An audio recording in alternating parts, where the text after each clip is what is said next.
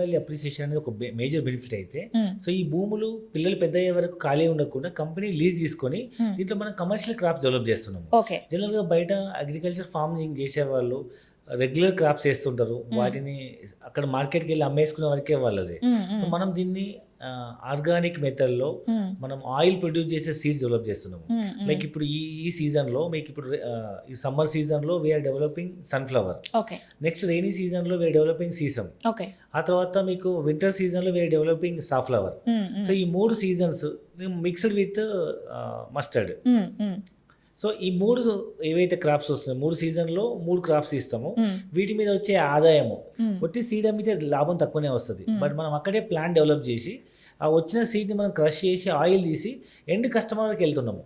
So మనం farming నుంచి మొదలుకొని ఈ కామర్స్ ద్వారా, సతీష్ గారి సీతా ఆర్గానిక్ వెబ్సైట్ ద్వారా, ఈ కామర్స్ ద్వారా, మీ సోషల్ మీడియా ద్వారా మనం వరల్డ్ వైడ్ లైసెన్స్ ఉంది కాబట్టి దుబాయ్కి వెళ్ళినామంటే వరల్డ్ వైడ్ వెళ్ళినట్టే. అవును. సో దుబాయ్లో 140 కంట్రీస్ ప్లస్ పీపుల్ సెటిల్ అయినారు.